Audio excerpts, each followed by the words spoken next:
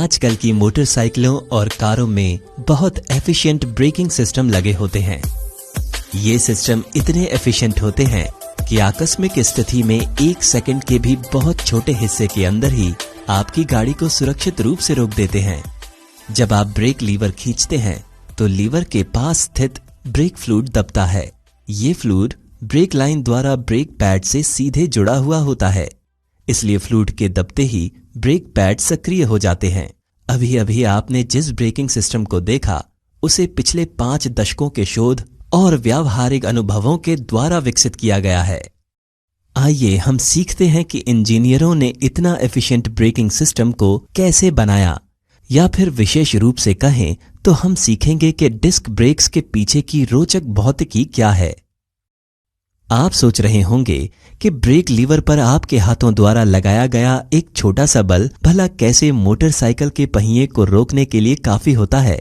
इंजीनियरों ने Pascal's law का उपयोग करके इसे बनाया है।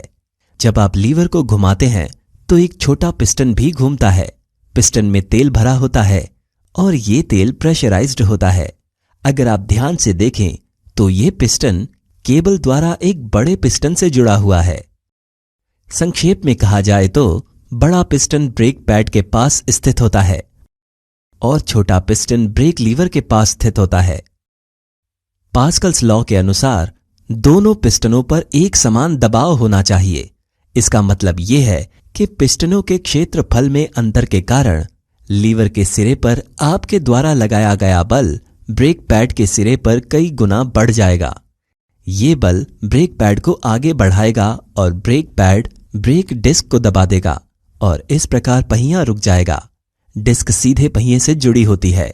क्षेत्रफल को और अधिक बढ़ाने के लिए ब्रेक पैड के सिरे पर आमतौर पर 2 पिस्टनों का प्रयोग किया जाता है। इस प्रणाली के बारे में एक और रोचक बात यह है कि पिस्टन तो केवल एक तरफ लगे होते हैं, लेकिन फिर दूसरी तरफ के ब्रेक पैड कैसे चलते हैं? ऐसा फ्लोटिंग कैलिपर मैकेनिज्म नाम की एक अत्यंत निपुण प्रणाली के द्वारा संभव हो पाया है। गौर करने वाली बात है कि इस प्रणाली का सबसे बड़ा हिस्सा कैलिपर स्थिर नहीं होता, बल्कि लीनियर मूवमेंट करने के लिए स्वतंत्र होता है। मोटरसाइकिल में एक कैलिपर सपोर्ट लगाया जाता है जो स्थिर होता है। आप देख सकते हैं कि कैलिपर कैसे इस स्थिर भाग के साथ गति कर रहा है। इसका मतलब है कि जैसे ही सिलेंडर में दबाव बनता है वैसे ही फ्लोटिंग कैलिपर स्थिर हिस्से की विपरीत दिशा में चलने लगता है। दूसरा ब्रेक शू फ्लोटिंग कैलिपर से सीधे जुड़ा होता है, इसलिए ब्रेक लगाने पर दोनों तरफ एक साथ प्रतिक्रिया होती है।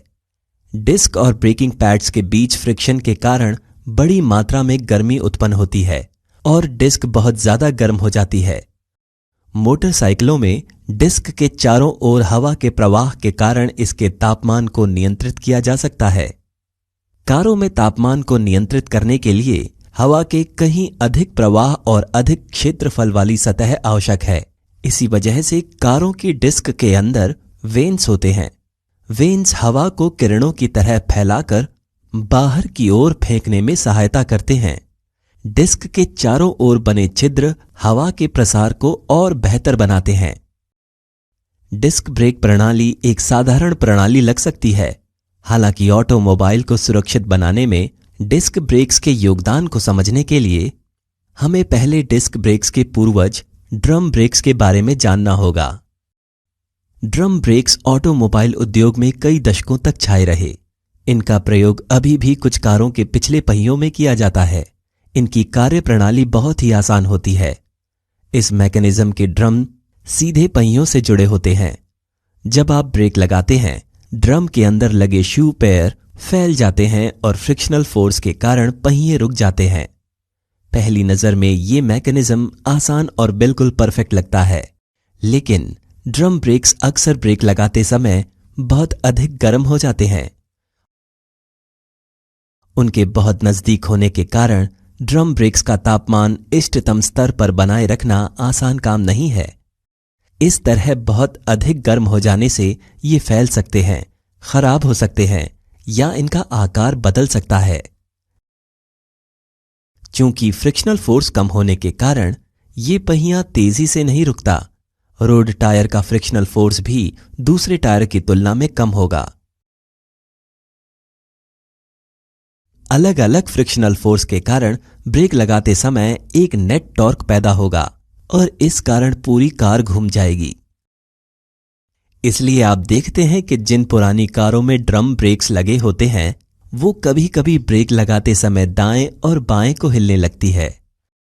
अत्यधिक गर्म हो जाने की ऐसी कोई समस्या डिस्क ब्रेक्स में नहीं होती है। ड्रम ब्रेक्स की तुलना में डिस्क ब्रेक्स की स्टॉपिंग पावर ज्यादा अच्छी होती है। आपको ये जानकर आश्चर्य होगा कि ज्यादातर हैवी ड्यूटी ट्रक्स में अभी भी ड्रम ब्रेक तकनीक का उपयोग होता है।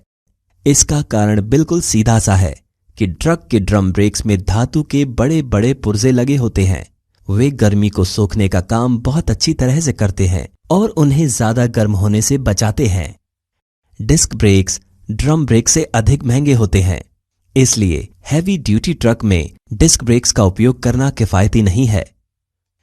हम आशा करते हैं कि इस वीडियो से आपको डिस्क ब्रेक तकनीक के बारे में अच्छी जानकारी मिली होगी। वीडियो देखने के लिए आपका धन्यवाद और कृपया अपना सपोर्ट बनाए रखें।